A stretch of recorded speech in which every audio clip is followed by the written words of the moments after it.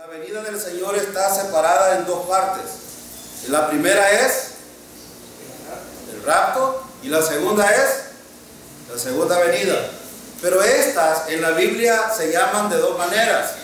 Y esto es lo que necesitamos aclarar y que ustedes vean a través de la palabra cómo es que se hace la distinción de estos dos eventos.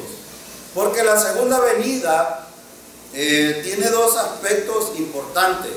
Uno para la iglesia y otro para los judíos. Es decir, y hay aspectos dentro de la segunda venida que tienen que ver con las naciones también. Entonces necesitamos aclarar que en primer lugar Israel será introducido al reino milenial. Es decir, Israel será introducido al reino, porque esta era una de las preguntas que los discípulos le hacían a Jesús. Bueno, ¿vas a darles el reino a Israel? De hecho, recuerden de que el plan profético de Dios ahorita está parado, está detenido en relación a Israel.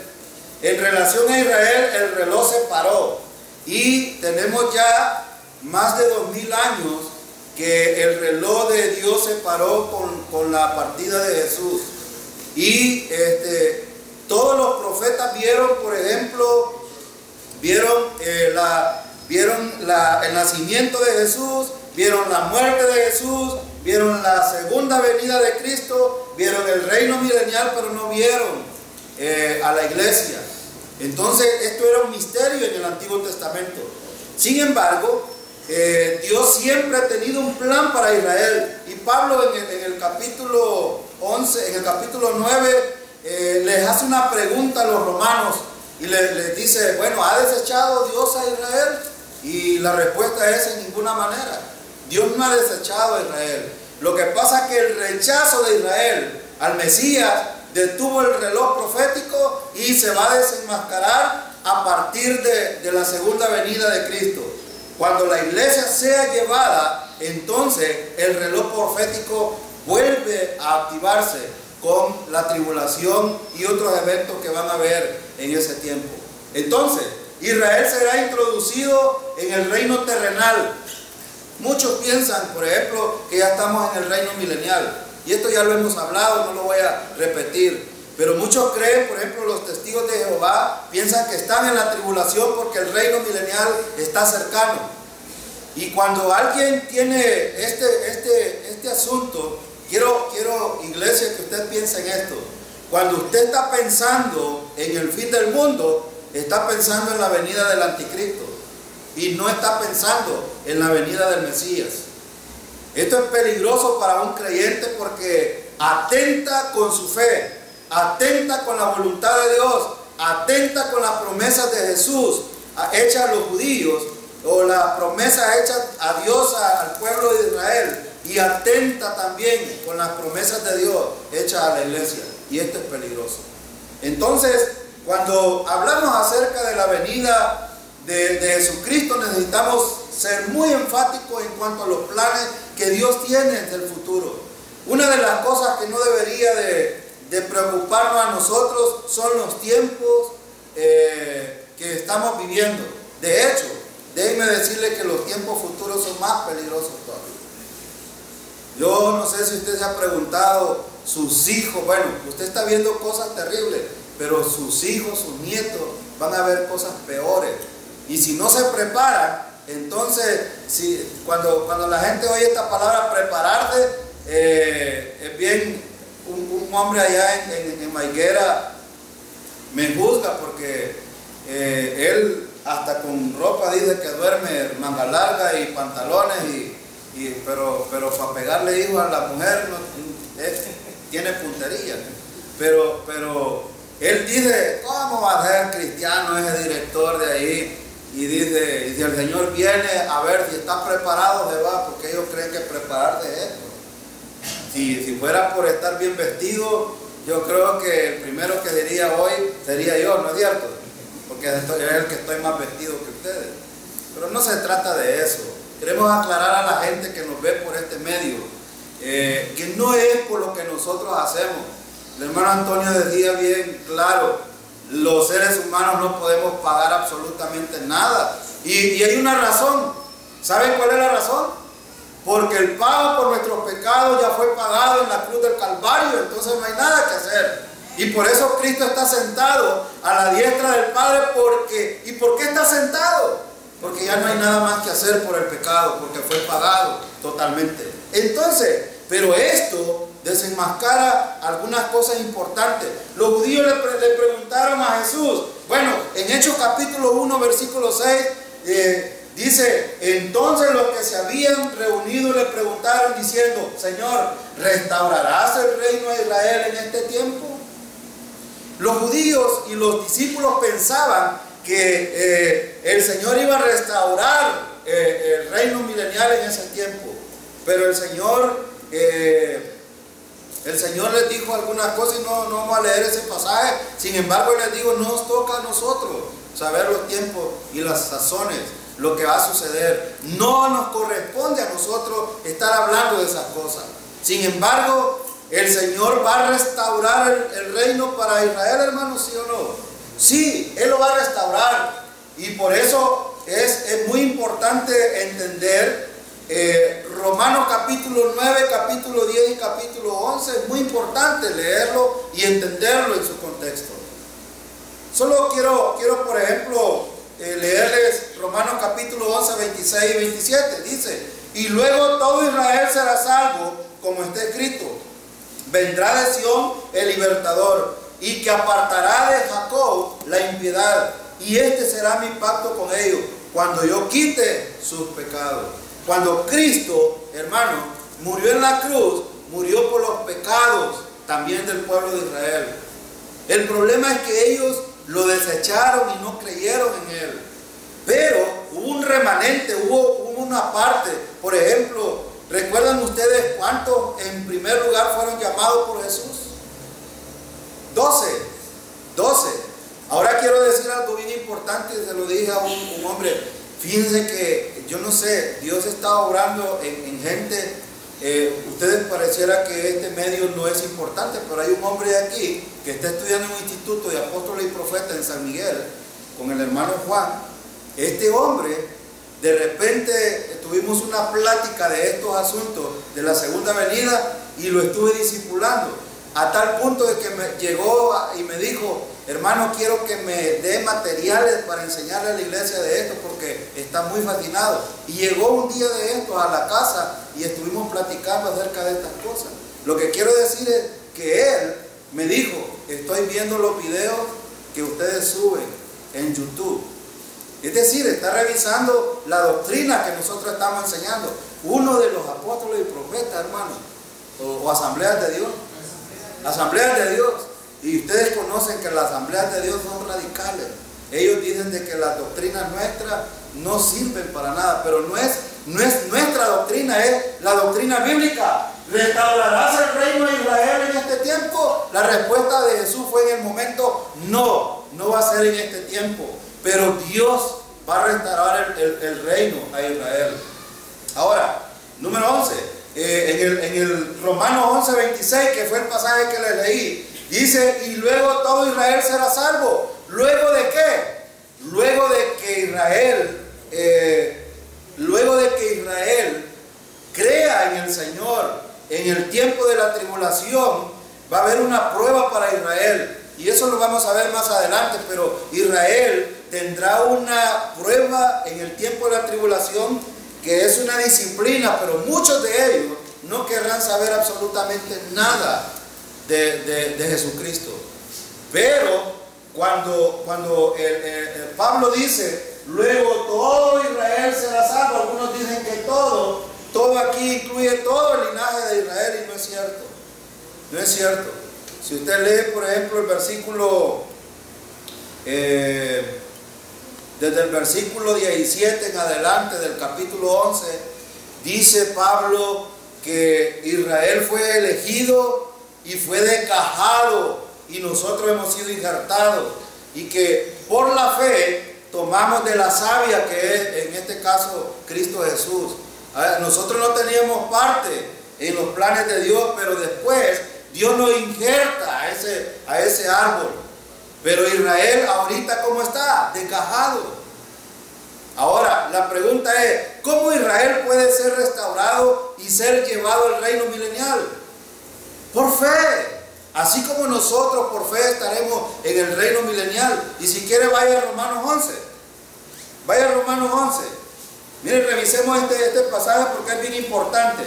Romanos 11, versículo...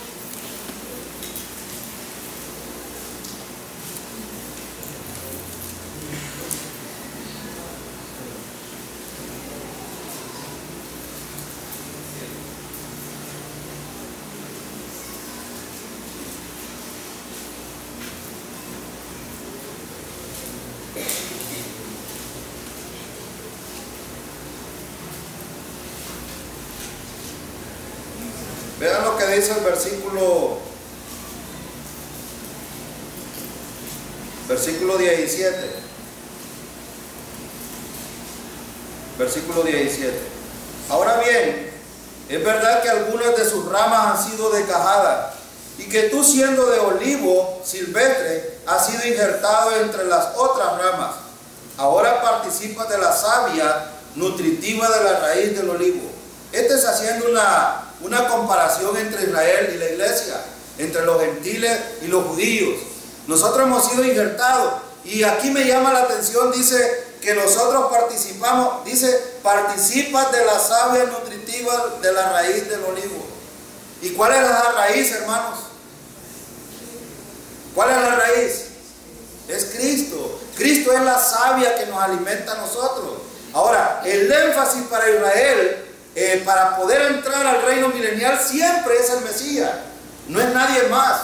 Pero fíjense el versículo 18. Sin embargo, no te vayas a creer más que las ramas originales. ¿Y cuáles son las ramas originales? Israel. Ahora, hermano, ¿debemos de jactarnos solo porque nosotros hemos sido injertados? No, la iglesia debe de ser humilde ante el Señor. Pero fíjense bien, hay otra cosa aquí. Y si te jactas de ello, ten en cuenta que no eres tú quien nutre a la raíz, porque ¿quién es el que los nutre a nosotros? Es Cristo. Por eso, hermano, la promesa de la entrada al reino milenial siempre está enfatizada en el Mesías, el Cristo, no en nadie más. Los testigos de Jehová, ¿en quién enfatizan la entrada al reino milenial? En ellos mismos, en la predicación del evangelio del reino. ¿En quién enfatizan los que predican la predicación de las obras para entrar al reino? Los que predican precisamente el evangelio de obras. Pero aquí no se trata, si alguien quiere entrar al reino milenial, necesita poner su confianza en Cristo para poder ser alimentado por esa savia que es Cristo Jesús y poder ser parte del reino milenial. ¿Y saben qué? Miren lo que dice el versículo 19. Tal vez dirás, desgajaron unas ramas para que yo fuera injertado. De acuerdo, pero ellas fueron desgajadas. ¿Por qué? El 20. Por su incredulidad. Entonces, ¿qué es lo que nos permite entrar al reino? ¿Qué le permite a Israel entrar al reino? La fe en Cristo. Es el énfasis. Si alguien quiere entrar al reino milenial, necesita poner fe en Cristo. Ahora pregúntese, ¿cuántos de los testigos de Jehová entrarán al reino si no toman a Cristo como su Redentor, como su Salvador? Ahora pregunto, iglesia, ¿tú has puesto la confianza en Cristo? Y si lo has puesto, tú estarás en el reino. Y los judíos también necesitan poner su fe en Cristo. Es decir, que en el reino, en el tiempo de la tribulación, Israel necesita poner su fe en el Salvador. Y por eso el 26, por eso el 20 dice, pero ellas fueron desgajadas por su falta de fe, y tú por la fe te mantienes firme. Así que no seas arrogante, sino temeroso. Miren, dos cosas dice Pablo aquí. No te seas orgulloso porque has sido injertado. De hecho, hermano, ¿a cuánto les gusta decir que son parte de la familia de Dios? A todos, ¿verdad? Pero no nos gusta actuar como la familia de Dios. Esto es distinto. Probablemente si usted es hijo de Dios, debería comportarse como tal, pero no lo hacemos generalmente. Pero el problema de Israel fue su incredulidad. El problema de la gente hoy es la incredulidad, no es otra cosa. No son sus pecados, no son sus maldades. Ya vimos que todos hemos pecado y el pecado nos lleva a la separación entre nosotros y Dios. Y por lo tanto necesitamos nuestra fe en Cristo para poder entrar a esa familia que es la familia de Dios. Es algo bien importante entender entonces que cuando Pablo dice aquí, y luego todo Israel será salvo, la pregunta es, ¿salvo de qué?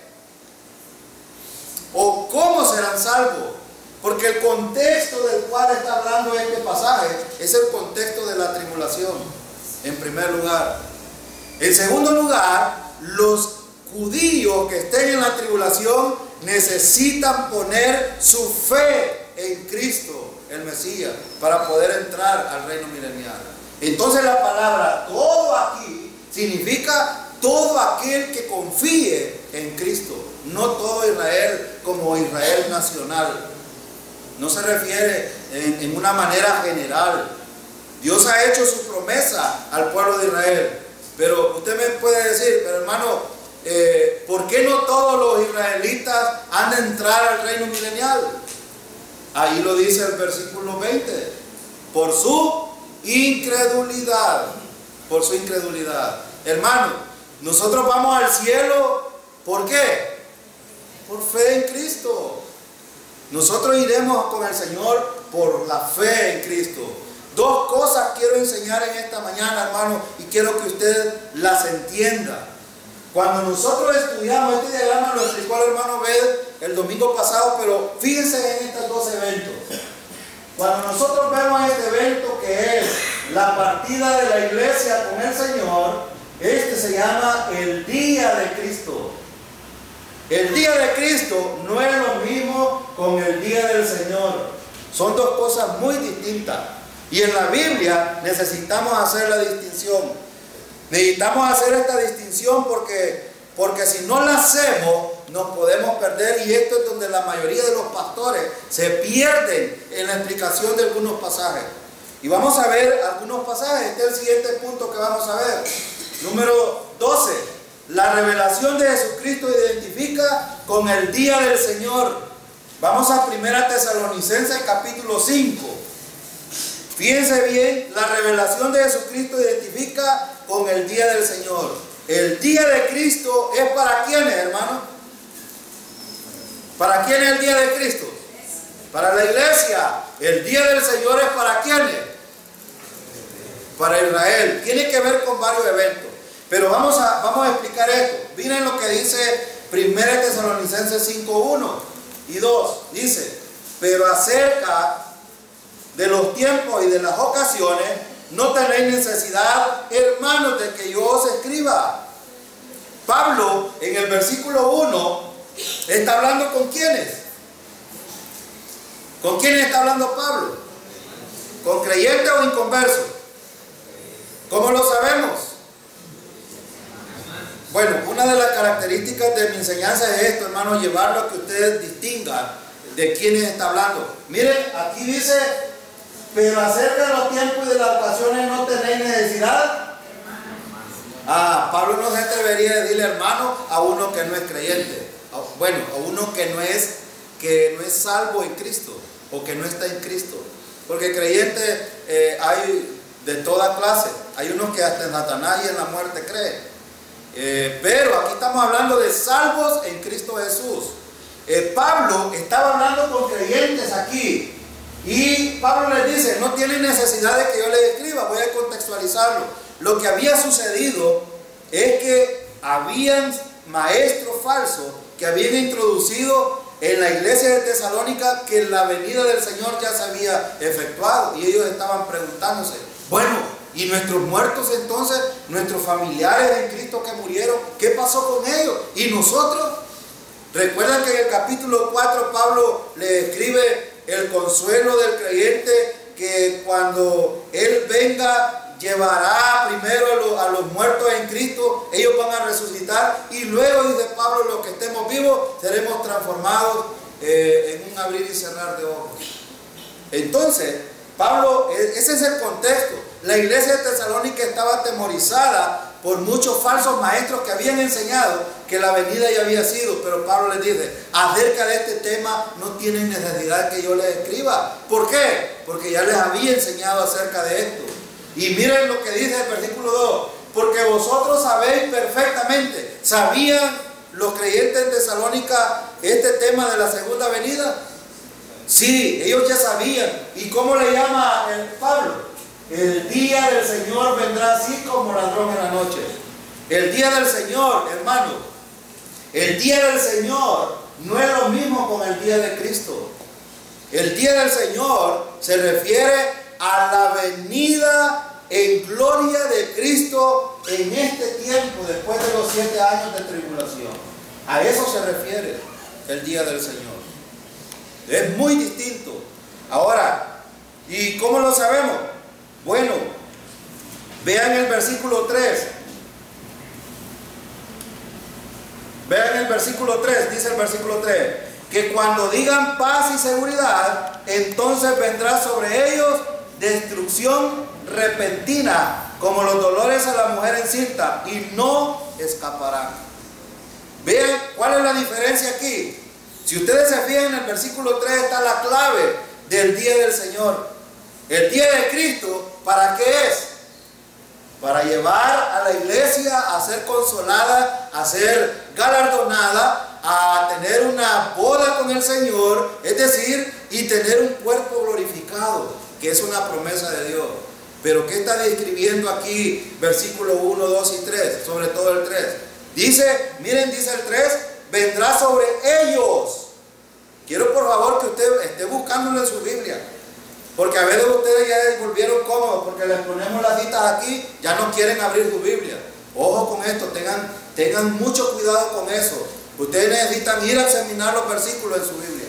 El versículo 3 dice, miren lo que dice, dice que cuando digan paz y seguridad, entonces vendrá sobre ¿quiénes? ¿Quiénes son ellos? ¿Quiénes son ellos? Voy a explicarlo, miren, voy a explicarlo. En este tiempo de la tribulación hay dos grupos de personas. Hay dos grupos de personas. Bueno, hay tres grupos de personas. Los creyentes de esta edad de la tribulación, están los judíos y están los gentiles o las naciones. Son tres grupos en este tiempo de la tribulación. ¿Quién no está ahí? Porque ya no hemos ido antes. No les llena de mucho gozo, hermanos, que antes de que vengan toda esta, bueno, esta destrucción de la cual está hablando Pablo aquí, vendrá sobre ellos. Pero ¿quiénes son ellos? La destrucción de ellos es los que están aquí en la tribulación. En la tribulación. Pero esa distinción Pablo la hace para referirse, vean ustedes en el versículo 1 les dice hermanos. Y en el versículo 3 les dice ellos. Es decir, ustedes ya no tienen necesidad que les escriba porque se van antes. Pero ellos van a recibir dos cosas. Destrucción repentina vendrá sobre ellos. Es lo que les está diciendo. Ahora, yo no sé de usted, si usted que está aquí quiere pasar este tiempo de destrucción. ¿Ha sido prometido a la iglesia la destrucción? No. Por supuesto que no. A los judíos que no confíen en Cristo en este tiempo, a las naciones que no confíen en este tiempo en el Mesías, ellos vienen destrucción repentina. Noten la distinción entonces. El día del Señor es un día glorioso para la iglesia. El día de Cristo es glorioso para la iglesia. El día del Señor trae destrucción para los que no confíen en Cristo aquí en la tribulación. Esa es la diferencia. Cuando nosotros vemos un pasaje en la Biblia, hermanos, necesitamos distinguir estos dos eventos porque son muy distintos y tienen muchas diferencias. Los tesalónicos entendían que el tiempo de la tribulación estaría caracterizado por persecución severa sobre los creyentes. De alguna manera, alguien, ya sea escribiendo una carta falsificada, les había enseñado estas cosas a los tesalonicenses y ellos estaban con miedo. Por eso usted necesita saber esta verdad también. ¿Qué tal, hermano, que se levante un falso profeta hoy diciendo de que la iglesia va a pasar la tribulación? ¿Entendería usted y estaría firme en el Señor de saber de que nosotros nos vamos antes? Necesitamos saberlo. Necesitamos saberlo, y no porque lo enseñamos nosotros, sino porque la Biblia lo aclara. Y en este pasaje de 2 Tesalonicenses 2:1, vean, hay dos cosas muy importantes que necesitamos ver aquí. Dice, está pequeño porque quise poner todo el pasaje ahí para que lo viéramos, pero miren lo que dice, versículo 1. Pero con respecto a la venida del Señor Jesucristo y nuestra reunión con Él, os rogamos, hermanos. Muy bien, quiero detenerme aquí en el versículo 1. ¿De qué está hablando Pablo en el versículo 1? ¿A quiénes les está hablando Pablo en el versículo 1? ¿Qué es lo que quiere aclarar Pablo en el versículo 1? Bueno, contestemos la primera pregunta. ¿A quiénes está hablando Pablo en el versículo 1?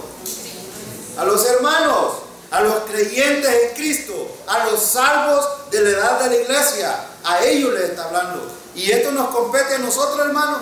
Claro que sí. Usted es miembro de la iglesia, no Emaús de Chapeltique, de la iglesia en Cristo. Entonces, por lo tanto, dice Pablo, pero con respecto a la venida del Señor Jesucristo y nuestra reunión con Él, hace una distinción. ¿Ve el asunto? ¿Cuándo es nuestra reunión con Cristo? ¿Cuándo es nuestra reunión? ¿Antes o después de la tribulación? Antes. Por lo tanto, en este pasaje que estamos viendo aquí, Pablo está hablando del rapto. Él está hablando de nuestra reunión con el Señor en las nubes. Pero en la siguiente parte, Pablo va a hablar de la segunda venida. Mira el versículo 2.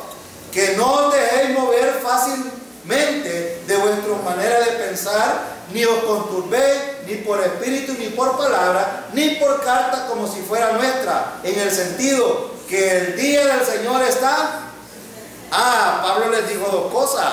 Pablo les dijo, nuestra reunión con el Señor es una verdad, pero ustedes no deben de ser fluctuantes en este sentido, porque Él les está diciendo, el día del Señor está cerca. Y Pablo entendía, y Pablo creía de que él iba a estar en ese momento. Por eso Pablo pensó de que el rapto era tan rápido, pero han pasado 2000 años y todavía el Señor no ha venido. Y no me pregunten cuándo va a venir, porque algunos han fracasado dando números y se han dado de golpes porque no podemos. Es más, ni el mismo Señor se atrevió a decir cuándo sería. Lo que sí sabemos, hermano, que puede ser en cualquier momento la venida del Señor. Es decir, el día de Cristo puede ser en cualquier momento. La venida del Señor, nosotros podemos saber cuándo va a ser. ¿Y cuándo podemos distinguirlo? Bueno, si la iglesia se fuera hoy, ¿cuánto tiempo pasaría para que el Señor viniera? 7 años. 7 años. Entonces sabemos que la venida del Señor está cerca, y por eso Pablo estaba enseñando este principio. Ahora, nadie se engañe en ninguna manera, y Pablo empieza a explicar algunas cosas. Pablo dice, porque no vendrá sin que antes venga la apostasía y se manifieste el hombre de pecado. ¿Quién es la apostasía y el hombre de pecado? Es el anticristo. Vean la diferencia. Pablo aquí está hablando del día de Cristo, y aquí en el versículo 2 y 3 está hablando del día del Señor. No está hablando de lo mismo. Y aquí es donde muchos toman solo un tema y piensan de que la iglesia va a pasar por la tribulación, porque no distinguen estos dos puntos. Versículo 1, Pablo está hablando del rapto. ¿Cómo lo sabemos? Nuestra reunión con Él. Nuestra. ¿Se incluía Pablo? Sí, Pablo estaba incluido. Él está hablando del rapto en el versículo 1. Y en el versículo 2 y 3 está hablando de ¿qué? Del día del Señor. O sea, pero Pablo dice, no sucederá mientras no venga la apostasía ni se manifieste el hombre de pecado. Está hablando del anticristo. Es decir, ahora pregunto, ¿por qué algunos se atreven a decir de que ya estamos en la tribulación? Y la pregunta es, ¿dónde está el hombre de pecado sentado y dónde está el anticristo? Y yo me atrevería a decir otras cosas. ¿Dónde está, por ejemplo, el templo construido para Israel? ¿Dónde están los judíos reunidos en Jerusalén? Todos. Si hoy por hoy en todo el mundo, ustedes sabían de que aquí hay como 25,000 judíos en El Salvador. Aquí estamos inundados, inclusive hasta musulmanes hay. Sí, pues. Estados Unidos, no digamos, millones de judíos. Entonces, él está hablando, Pablo está tratando de aclarar los dos puntos. Versículo 1 está hablando del rapto. Versículo 2 y 3 está hablando de la segunda venida. Y esto es bien importante que ustedes lo entiendan. No voy a leer los otros, bueno, vamos a leer otros versículos de este pasaje. Dice el versículo 4, el cual se opone y se levanta contra todo lo que se llama Dios y es objeto de culto, tanto que se siente en el templo de Dios como Dios. ¿A dónde está el templo para que el anticristo se siente y pide que lo alaben? En este tiempo. No, porque él está hablando precisamente de este tiempo de la tribulación. Pablo está hablando, el contexto del versículo 2, 3, del versículo 2 hasta el 12, Pablo está hablando de la tribulación. Pablo está hablando de la segunda venida de Cristo. Pablo está hablando del día del Señor, no del día de Cristo. Pablo está haciendo esa diferencia aquí. Y es muy importante entenderlo. Entonces, el día del Señor no es un periodo de tiempo de 24 horas. Hermano, no es un periodo de 24 horas, sino que se refiere a la intervención de Dios en la historia humana para vindicar a su pueblo elegido. ¿Quién es su pueblo elegido? Dios va a vindicar al pueblo de Israel en el futuro. Y vindicarlo significa proveerle la promesa que hizo de darle el reino milenial. Y por eso en la historia humana Dios tiene que hacer esto, porque es una promesa que le hizo a Abraham, a Isaac, a Jacob. Se la ratificó con David. Y por eso, hermano, es que la venida de Cristo es necesaria. Si la venida de Cristo fuera un cuento, entonces usted y yo no estamos haciendo nada este domingo, y Israel entonces no tiene sus promesas cumplidas. Pero la venida del Señor es precisamente para eso, para galardonar a la iglesia por lo que ha hecho durante estar en este cuerpo, para cumplir la promesa de que los creyentes no vamos a pasar la tribulación, y también para garantizar que estaremos con un cuerpo glorificado, que es lo más grandioso que el Señor le ha provisto a la iglesia. Pero también la venida de Cristo tiene que ver con Israel. Dios tiene que volver a restaurar ese reloj parado. ¿Para qué? Para cumplir la promesa de Israel y vindicarlo en el tiempo del reino milenial. Necesita hacerlo. Pero también Dios no solo hará eso. Dios va a destruir a sus enemigos y bendecirle al pueblo de Israel.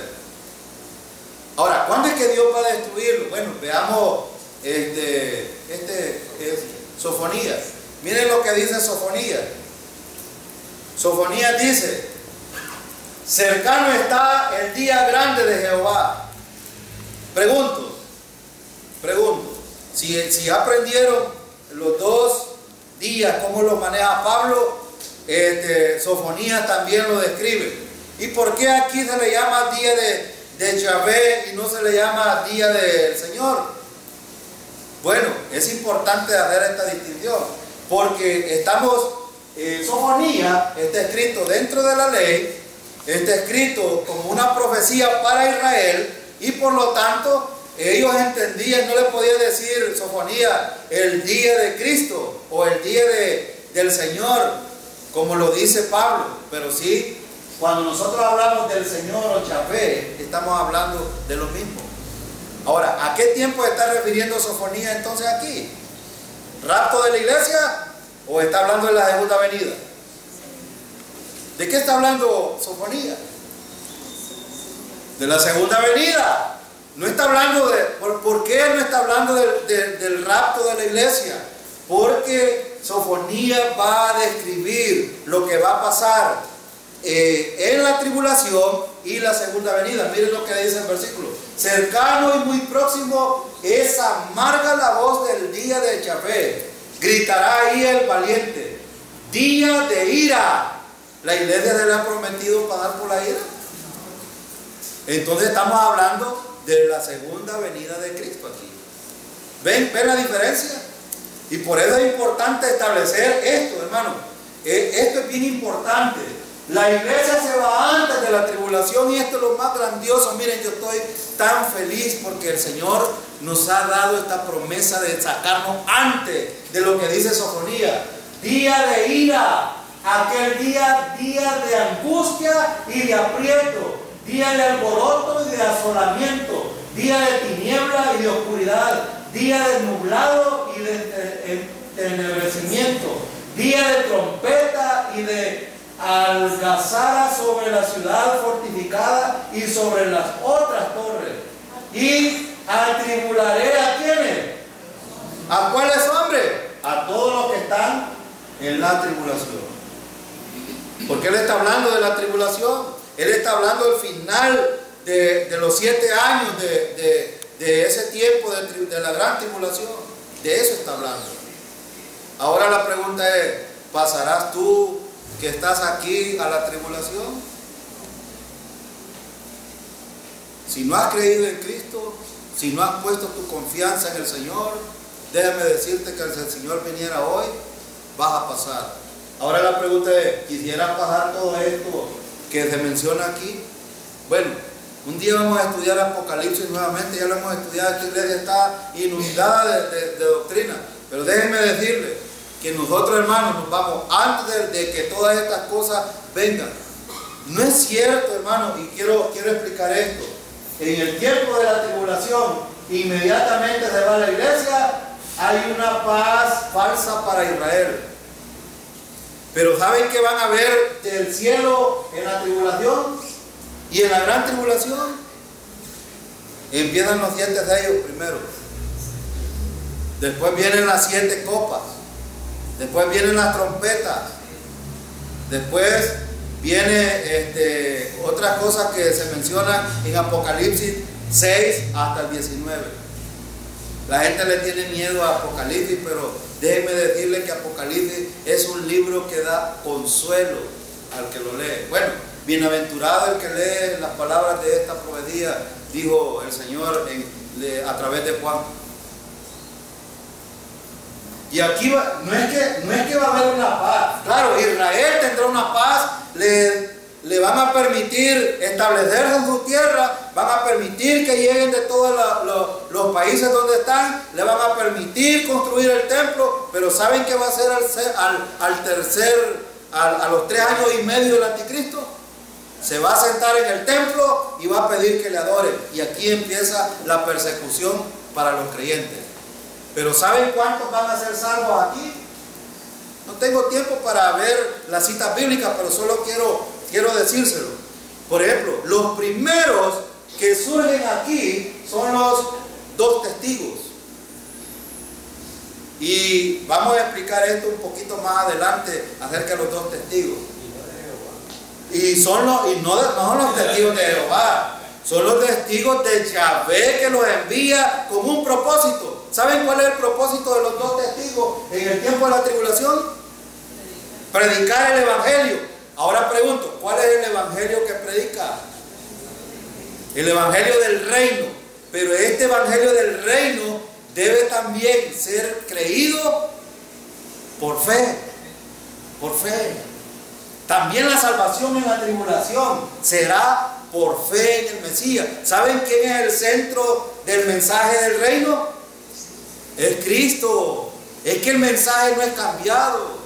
El mensaje no es cambiado. ¿Por qué ya no se predica el evangelio de la gracia en este tiempo, sino el evangelio del reino?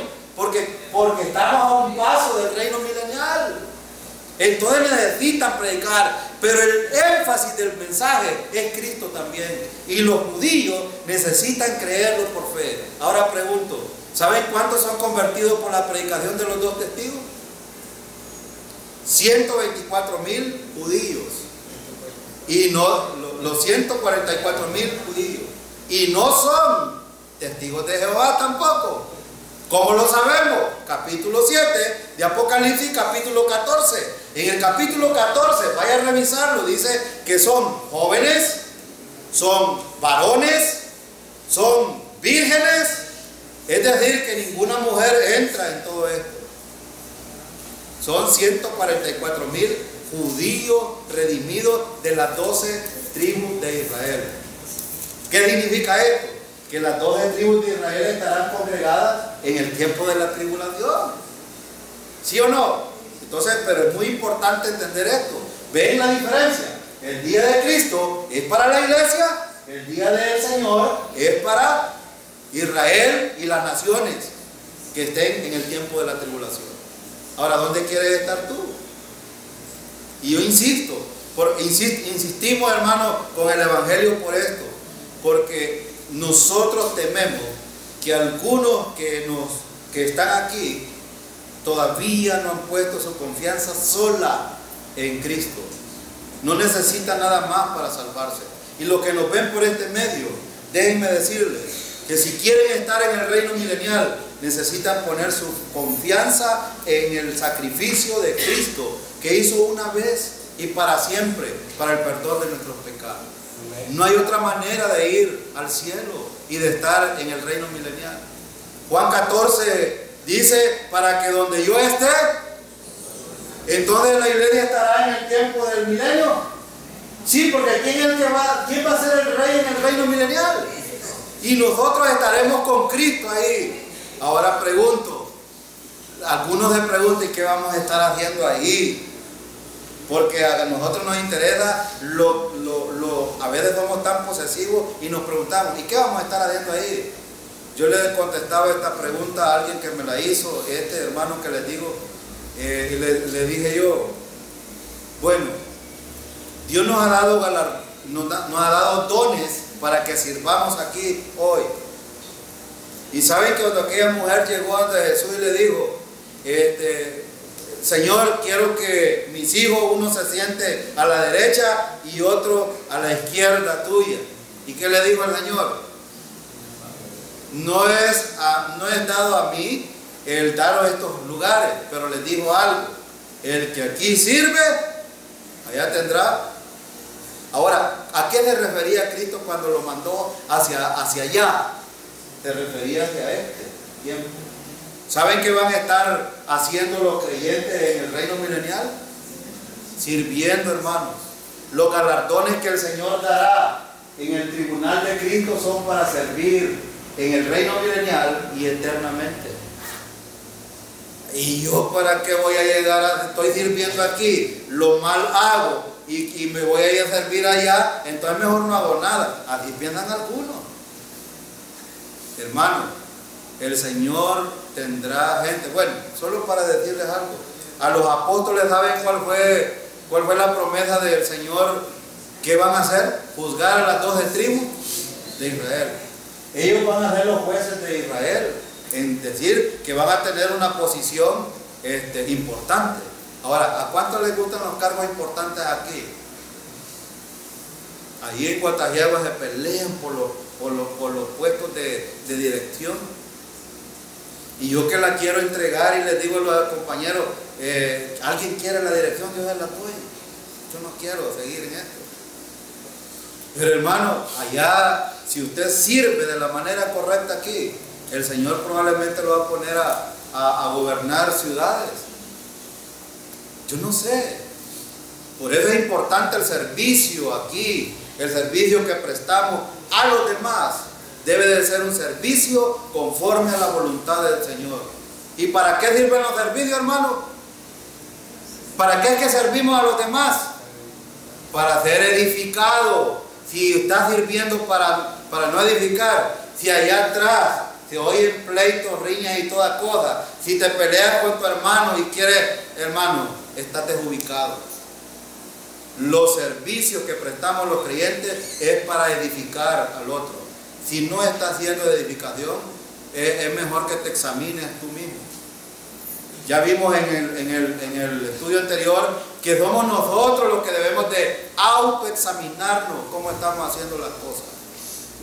Y si tú quieres buenos puestos aquí, entonces sirve en este tiempo, hermano, mientras estamos en este cuerpo, de la manera correcta, conforme a la voluntad de Dios y con las motivaciones correctas, porque si lo hago para que me vean, para esto y para lo otro, no sirve para nada. Mejor no hacerlo. Mejor no hacerlo. Entonces, hermano, he tomado este tema porque es muy importante. La iglesia debe de entender que el servicio a los demás a Dios le importa y debe de importarle a usted también. Algunos dicen, no, si yo con solo que pase, como gatos panza arriba ahí. No, hermano, no ese es el propósito. El propósito de habernos salvado Dios es para que sirvamos a los demás.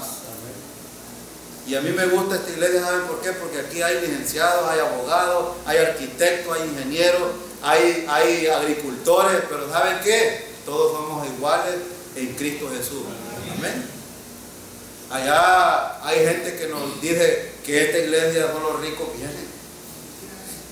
Y yo cuando oigo eso digo yo, si supieran las dificultades que tenemos como toda la gente, pero sin embargo, hermano, si somos enriquecidos en Cristo. Sí, pero en la vida práctica como los demás. Somos como los demás, con problemas, con dificultades. Pero sí, entender, hermano. Miren lo que decía Pedro. Miren lo que decía Pedro en 2 Pedro 3:3. Sabiendo primero esto, que en los postreros días vendrán, ¿qué van a venir? Burladores. Miren, burladores. Andando según sus deseos. Si ustedes oyen un montón de predicaciones, atemorizan a la gente por este tipo de predicaciones para tenerlos oprimidos. Y yo quiero que usted se liberte esta mañana, hermano. Se liberte de esto. El día de Cristo es para la iglesia. El día del Señor es para los impíos que estén en el tiempo de la tribulación. La segunda venida es para vindicar al pueblo de Israel, para acabarse a todos los enemigos de Jesucristo. Y Cristo lo va a hacer. Y hay muchos burladores, detractores, donde dicen, ¿dónde está la promesa de su advenimiento? Algunos dicen, ya ha pasado 2000 años y aburren diciendo que Cristo viene. Ojalá que usted no esté pensando eso, hermano. Al revés, ¿qué dice Pablo que debemos de hacer en la carta a Timoteo?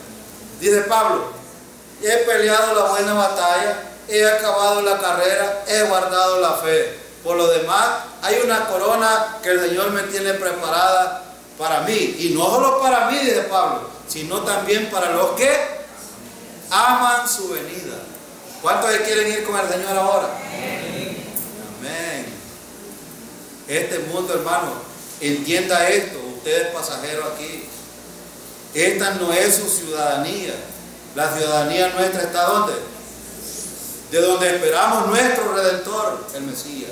Entonces no ponga su mirada, trabaje, sirva a la gente mientras tenga vida. Pero piense en esto, que usted no es de esta tierra. Algunos jóvenes creen, no, hay después y ese evangelio solo es para los viejos.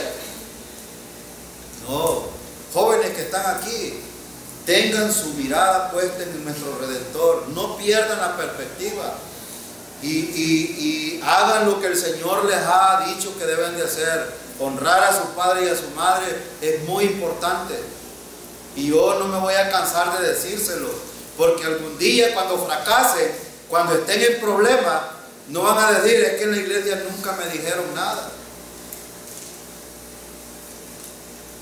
Honren a su padre y a su madre porque les va a ir bien y se les va a alargar la vida. ¿Quieren vivir días buenos? Honren a su padre y a su madre. No los deshonren. Y saben, porque algunos viven como si el Señor no viniera. Hermano, en cualquier momento puede ser la venida del Señor. No sé cuántos de ustedes escucharon un creo que fue pastor que echó un discurso en la toma de posesión de Donald Trump en Estados Unidos. Él les dijo bien claro que, hermanos, a pararse frente al presidente de los Estados Unidos, cuando hay estados donde prohíben que la Biblia se lea, decir que hay un solo mediador entre Dios y los hombres en los Estados Unidos, que es Jesucristo hombre, y decir esto en público a todo el mundo que tiene los ojos puestos, es de valentía de un creyente pararse ahí y decir esto, y sobre todo en los Estados Unidos. Pero qué bueno, hermano, qué bueno. Ojalá que el Señor pueda tener mucha afectación en este gobierno y que pueda ser guiado a través de los creyentes que están alrededor de él. El día del Señor viene, hermano, y el día del Señor es un tiempo que involucrará el juicio de Dios. Es un tiempo donde Dios va a tirar un juicio a las naciones y a los judíos perversos que no recibieron al Señor. Isaías 13:6 dice: aullad porque cerca está el día de Yahvé, vendrá como asolamiento del Todopoderoso. No va a ser muy agradable esta venida del Señor. Pero también en 1 Tesalonicenses 5:6 dice: por tanto, no durmamos como los demás, sino velemos y seamos sobrios. No los estoy mandando a que se queden con ropa como algunos lo hacen, con hasta mangas largas, y algunos es posible hasta con el saco, porque piensan, hermano, esto es corruptible o incorruptible. Y el Señor nos ha puesto un ropaje distinto, ¿no es cierto? Y yo dije, voy a vestirme de blanco purísimo para que... El Señor nos ha puesto una vestidura, hermano, mucho mejor que esa, porque Él sí es justo.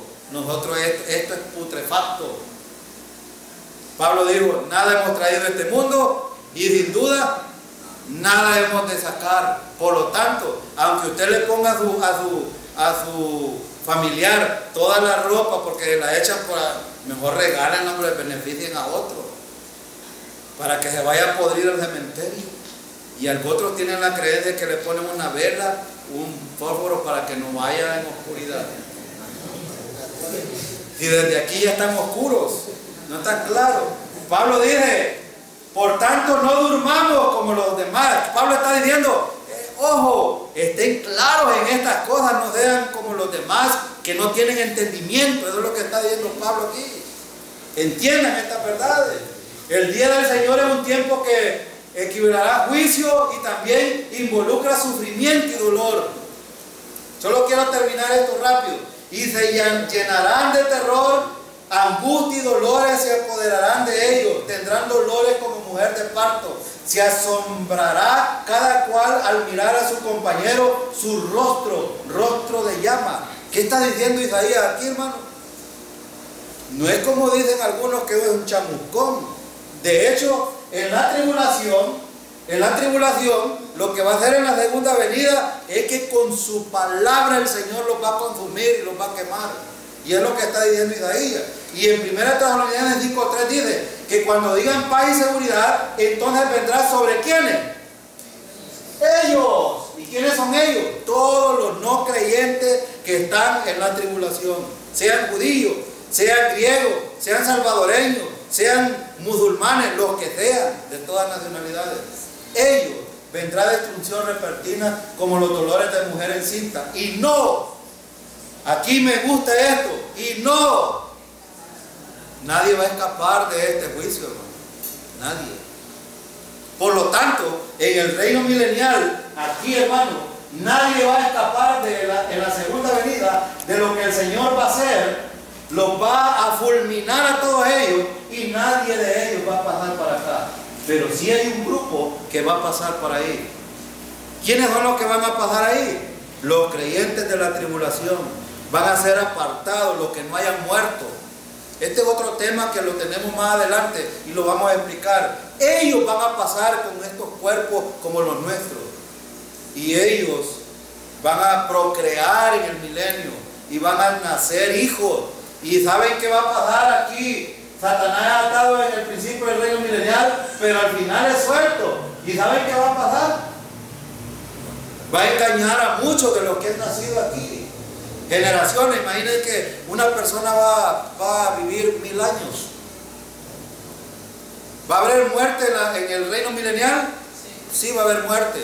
¿Van a haber pecadores en el reino milenial? Sí, porque han pasado. De la tribulación han pasado pecadores. ¿Y pecadores que engendran, hermano? Pecadores. Por lo tanto, ahí van a haber pecadores. Quiero hacer una distinción rápidamente. La batalla que hay aquí, que es Cristo, que son las naciones peleando con Cristo en la segunda venida, se llama la Armagedón.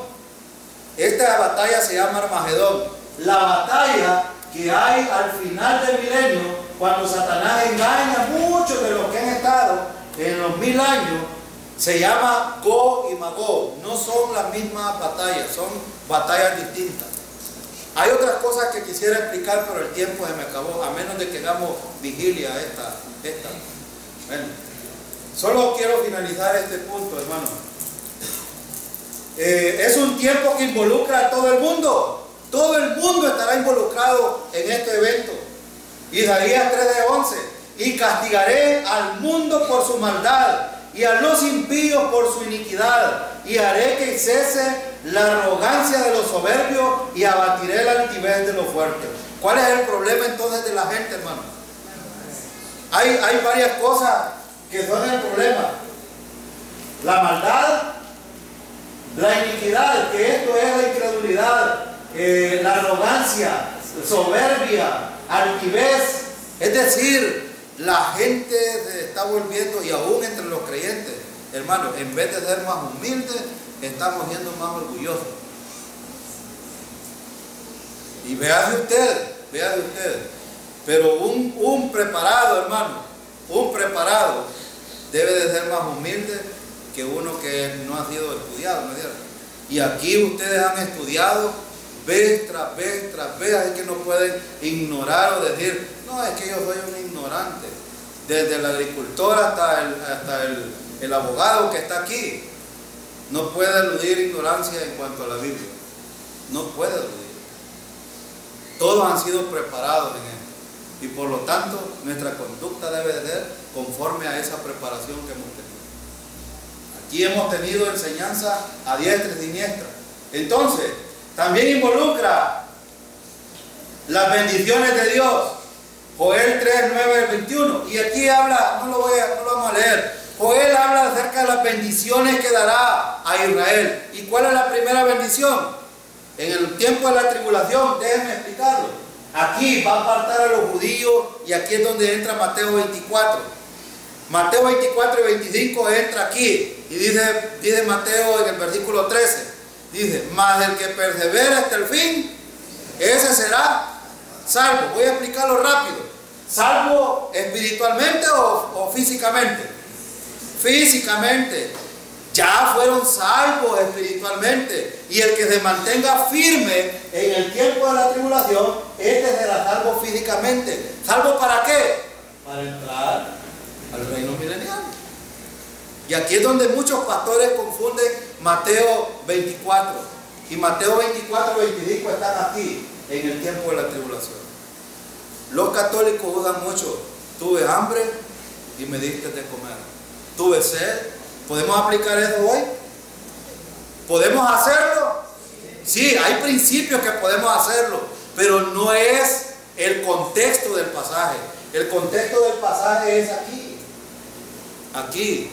Los judíos que son creyentes van a salir a buscar donde protegerse porque van a ser perseguidos. Y aquel que por fe los cubre y los proteja, ese será salvo físicamente.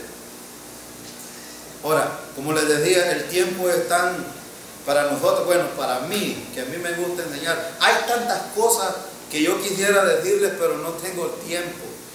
Quizás necesitamos hacer conferencias aquí en la iglesia. ¿Cuántos vendrían? Bueno, hermano, lo importante que queríamos destacar es lo siguiente. El día de Cristo se refiere a ¿qué? Al rapto de la iglesia. El día del Señor se refiere a ¿qué? Segunda venida. El día de Cristo es para la iglesia. El día del Señor es para. Y Israel y todas las naciones que estén en el tiempo de la tribulación, que no han sido salvas, porque hay un grupo salvo ahí en el tiempo de la tribulación. Esto lo vamos a explicar en las próximas lecciones.